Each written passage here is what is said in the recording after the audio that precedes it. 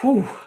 Live from the headquarters of Common Sense, this is Common Sense Christianity. As always, I'm your host, Ethan Foster, here today with another episode. And guys, if you haven't already subscribed to the YouTube channel, leave a like on YouTube. If you're on Instagram, follow us, like it, share it with everyone you know through the phone, but don't go over to people's homes because we want to help contain COVID-19, help keep everyone safe. If you have any questions, if you're on the live, ask them and I will get to them as soon as possible in this video. Hopefully I don't forget. And our verse of the day comes from Isaiah 55:11. That is Isaiah 55:11.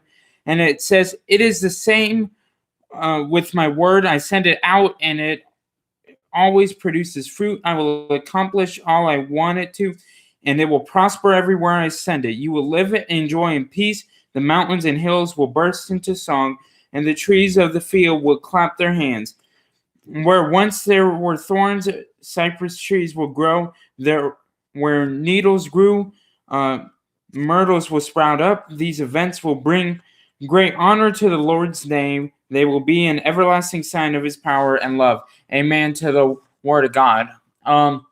So guys, today I have no notes for this. I haven't prepared for this lesson. I just felt that I should talk about it. So why would God allow COVID-19? Or if we want to generalize it, why does God allow these giant pandemics and epidemics to happen? Why would a loving God allow these things to happen? And it is a very hard question to deal with any religion, whether Muslim, Mormon, Christian, whatever. It is dealing with the hard moral facts of life. And it is something that I personally struggle with and don't have the direct answer to.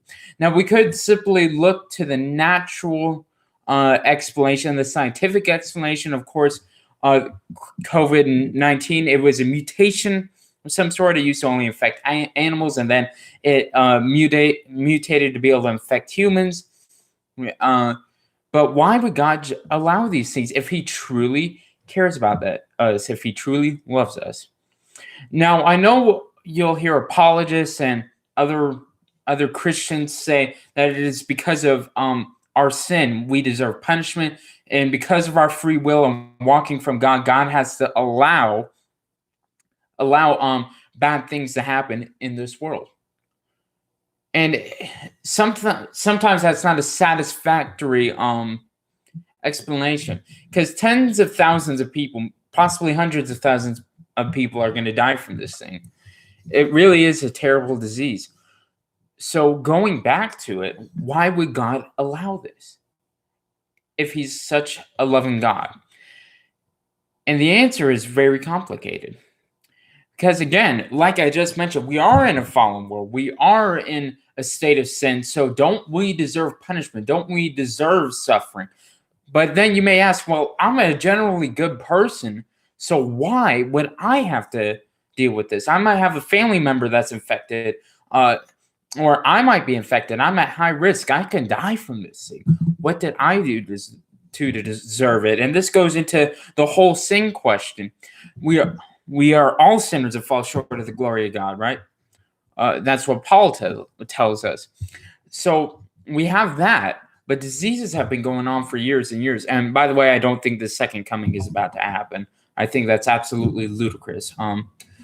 But going back to it, why does God allow these things to happen? Because this is a world where the devil is essentially in control.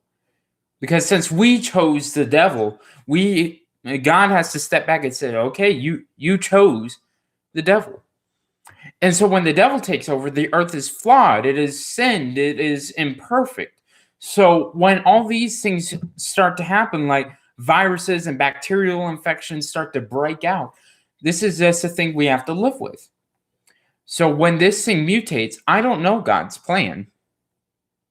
After all this, I know he has one. I don't know his plan. I don't know the meaning of this. I don't know what the purpose of it is. And am I happy about it? No, but it is important to keep your faith in God in this. If you're an atheist, this isn't a video for you. This is talking to my fellow Christians here.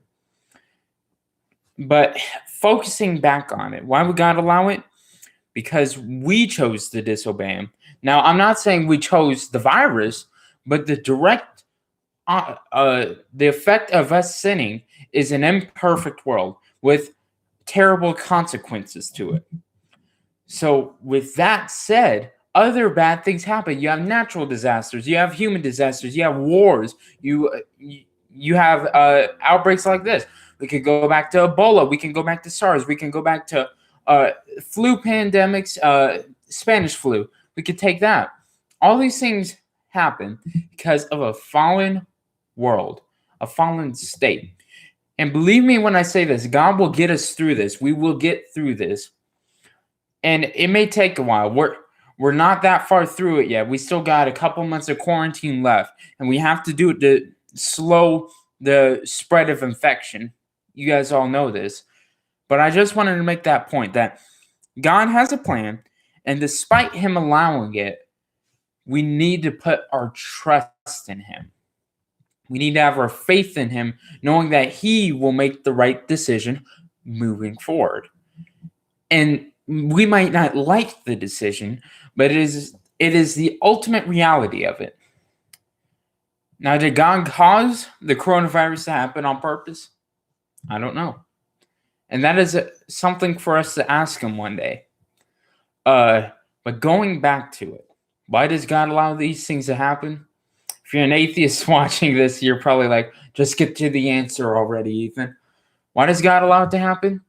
Because we are in a fallen world where bad things happen, and our sin has caused us to take punishment and suffering.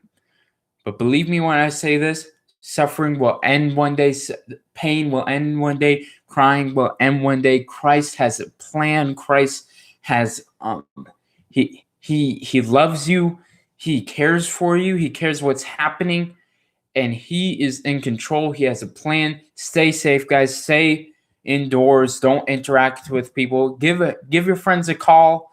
Just stay away from people right now. Stay safe. I'm praying for you guys. Pray for me too. It's hard on us here too. If you guys have any questions, leave it in the comment section. Email me at commonsense.christianitypodcast@gmail.com. Check out our podcast. We're available on Spotify, Apple Podcasts, Google Podcasts, all those platforms. And just shoot me an email if you have any questions, guys, or just want someone to talk to. I'm always happy to talk to you guys. And until next time, I'm Ethan Foster here with Common Sense Christianity.